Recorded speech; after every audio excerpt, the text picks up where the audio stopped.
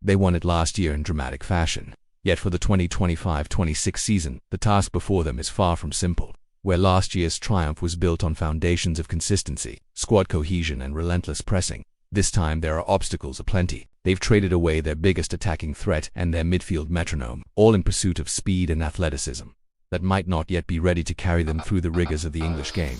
Can they keep their crown? Let's analyze further. To understand where Liverpool are heading, we must first look back at how they got here. Liverpool Football Club has enjoyed an era of sustained excellence over the past decade. Under Jurgen Klopp, they transformed into a modern powerhouse with 4 major trophies, including their first Premier League title. But the constant evolution of football means no side, however dominant, can stand still. And so began a transition. Klopp's philosophy demanded high-energy athleticism, but age and injury began to catch up with the core of Milner, Henderson, and Mohamed Salah, though brilliant, had long been linked with the Middle East, and the club cashed in on their star man this summer. Along with a dependable Fabinho in their place came Dominic Szoboszlai and Wataru Endo, a left-sided forward and a box-to-box midfielder respectively.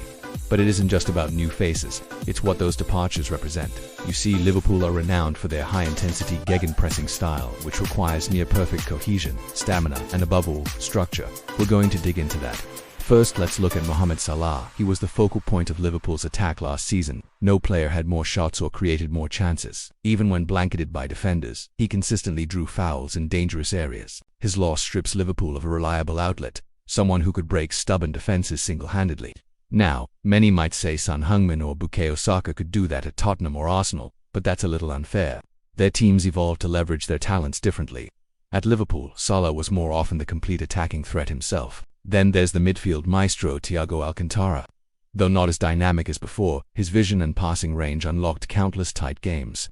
He dictated the tempo, often switching play to release overlapping fullbacks or finding pinpoint diagonal passes into Liverpool's creative trio.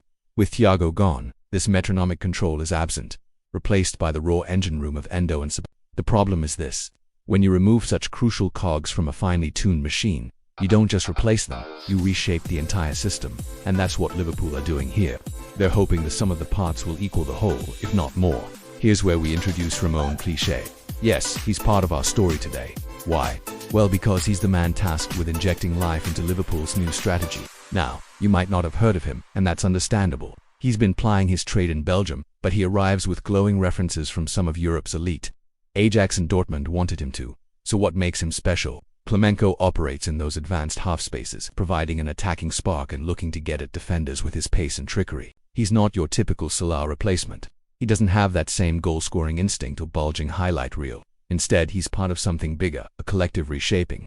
The same applies to his fellow new arrival Wataru Endo. He's not the most glamorous signing, but he represents a different dimension, a more robust all-action presence in midfield. Physically imposing and tireless in the tackle, he allows Klemenko and Szoboszlai to push forward. It's a calculated move. By beefing up the engine room, they hope to unlock defenses with pace and trickery higher up the pitch. In theory it works. In practice, it's a work in progress. As mentioned, Klopp was very much a high-energy system. For every furious pressing sequence, there was a plan.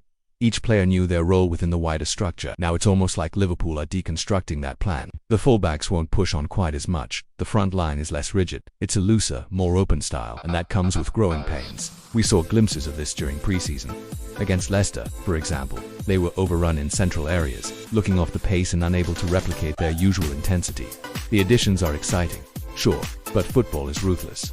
There's no time to bet in new ideas, and it's not just about early results.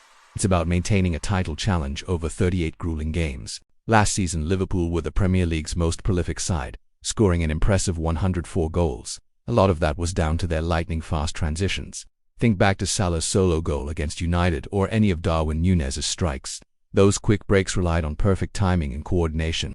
They'd win the ball back, instantly switch to attack, and before the defense could reorganize, bang, they'd score. But without their main source of goals and a consistent provider in Trent Alexander-Arnold, replicating that potency is tricky.